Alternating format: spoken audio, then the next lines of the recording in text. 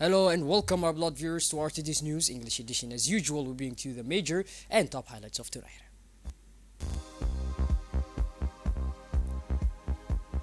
The 12th edition of the Qasaid Festival has closed in Ubukh.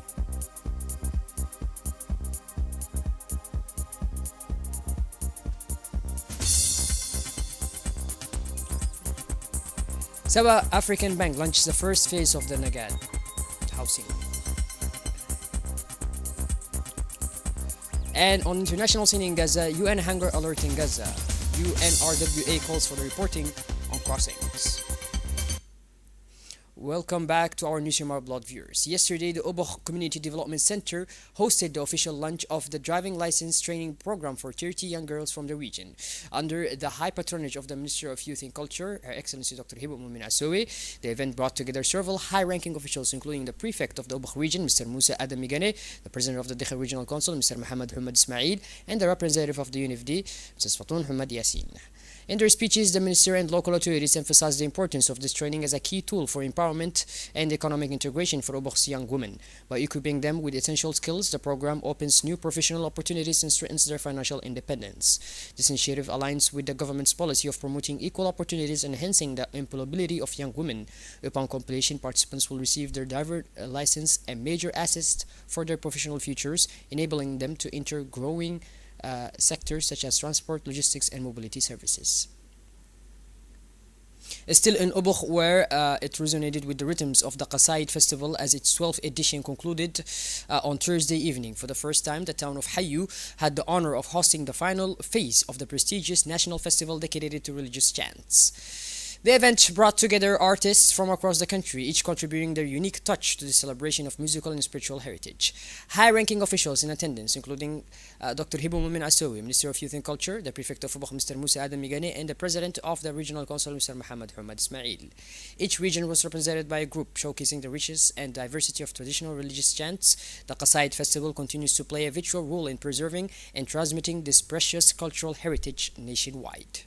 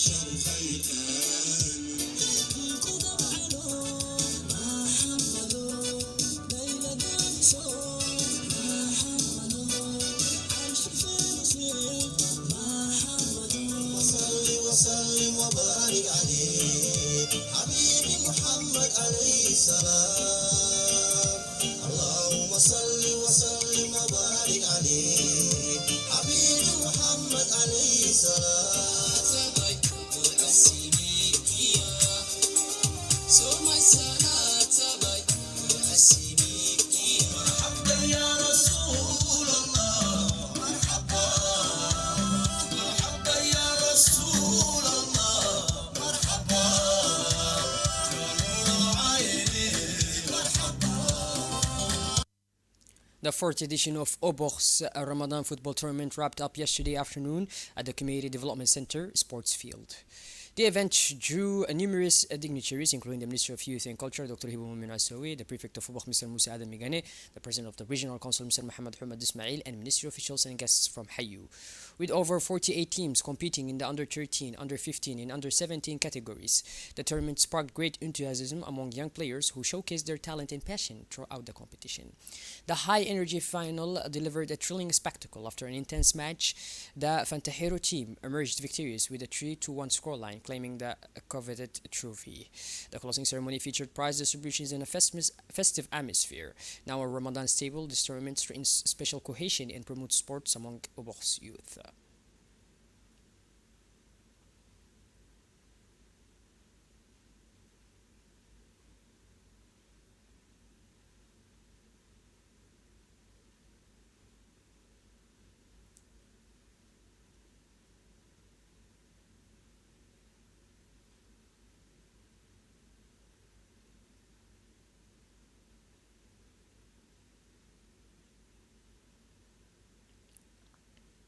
A significant advancement in plastic waste management and sustainable development was achieved on Wednesday, March 26, 2025, with the official launch of Iqbal Recyclage Djibouti, a subsidiary of Djibouti Plastic Factory. Led by Amina Haji Abdi, a Djiboutian entrepreneur committed to innovation and sustainable industries.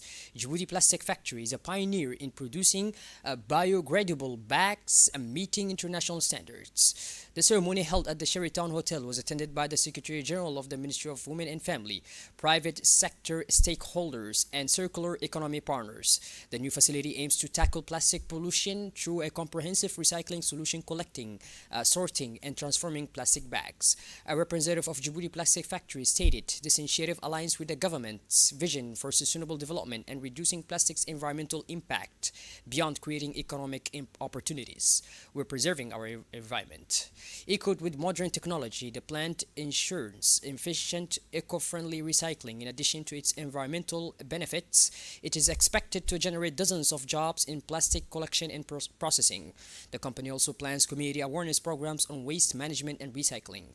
This project reinforces Djibouti's strides toward a greener, more responsible economy, cementing Djibouti Plastic Factory's leadership in industrial innovation and environmental protection. Let's listen now to a reaction to one of the pioneers. We are starting this project very soon, and we're going to use recycle process, and we will install it in our factory.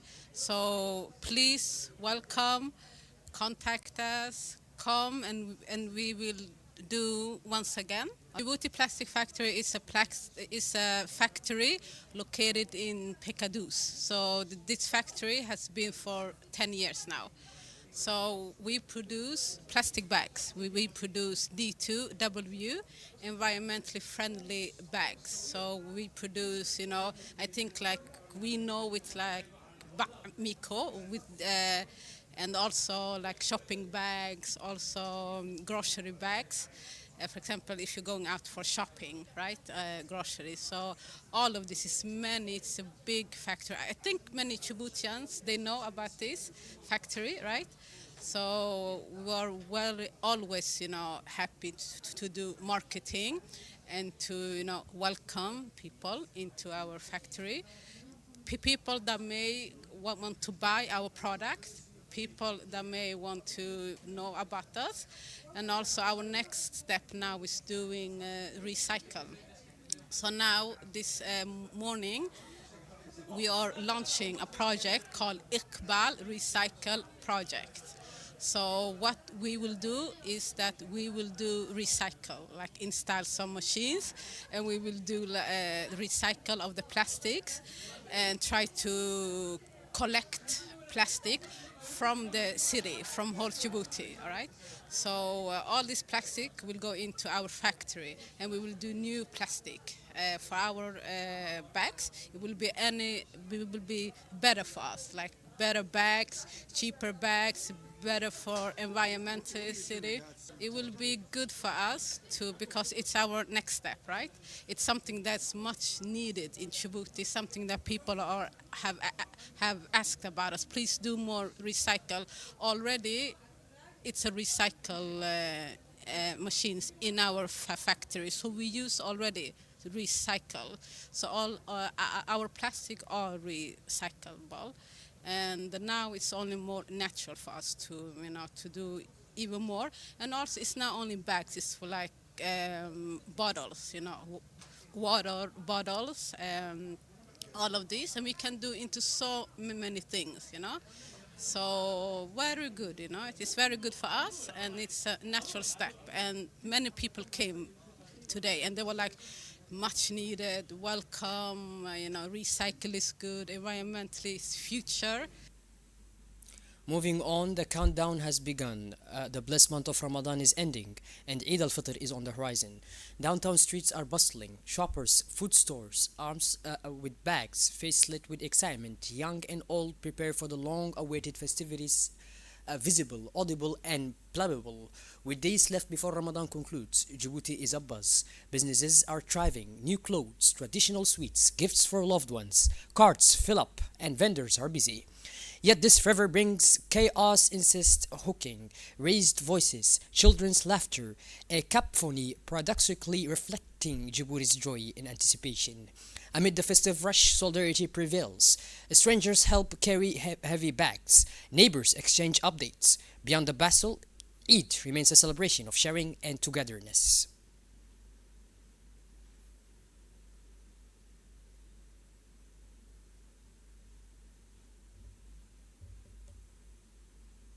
The same with the residents of the Jora sub-prefectures and capital are in constant motion, flocking to cities to buy clothes and supplies for the celebrations. Amid the surge, authorities have tightened security. The Tajara Gendarmerie has implemented strict checks at PK9 crossroads to prevent accidents linked to overloaded public transport.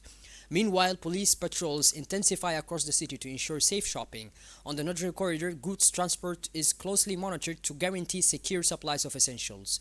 Tajora's prefect, Mr. Muhammad Hamad Abbas, urges road users to exercise caution and adhere to safety measures, a crucial message to ensure joyful and peaceful Eid celebrations for all.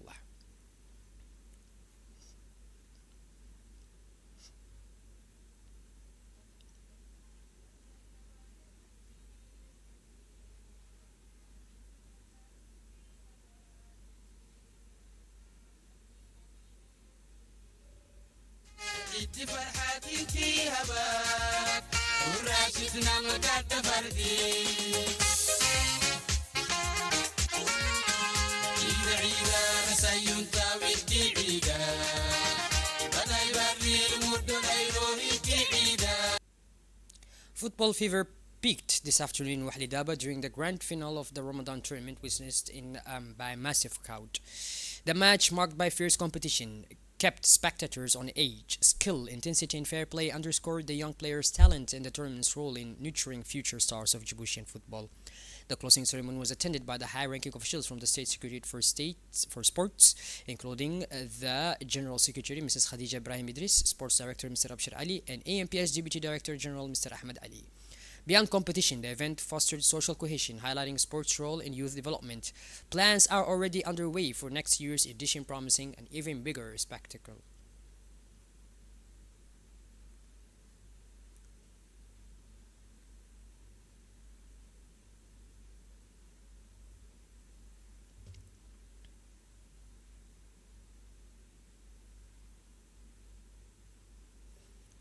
Japanese ambassador to Djibouti, Mr. Harakishi, signed a grant contract of $66,000 for the construction of the Ali Sibih Human Empowerment Center in partnership with the Humanitarian Association for the Needy.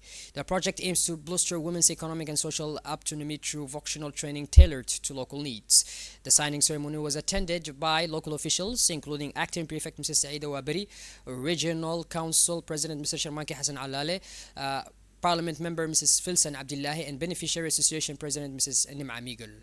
This initiative reflects Japan's ongoing support for Djibouti's sustainable development and women's empowerment, marking a milestone in improving regional women's socio-economic status.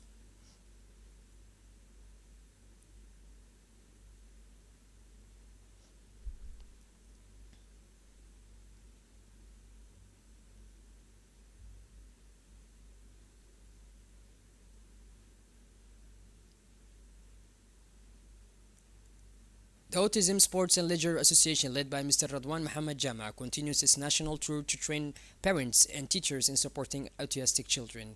On Wednesday, March 27th, the team arrived in Ali Sibih for a 3-day workshop. The sessions equip parents and educators with practical tools for managing autism spectrum disorders, in short known as ASD.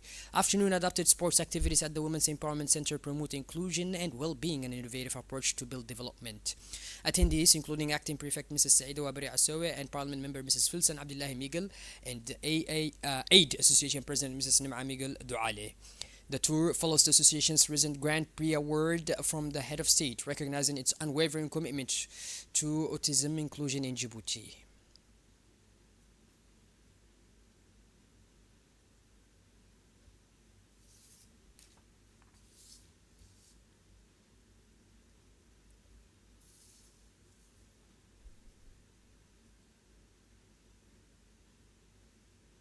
And last but not least, to conclude our national news, in a crackdown on illicit trade, customs and military forces seized 50 cartons of smuggled cigarettes and medicines at Damarjog military camp in Arta.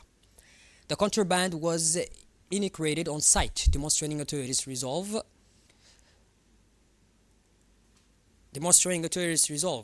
to combat illicit goods.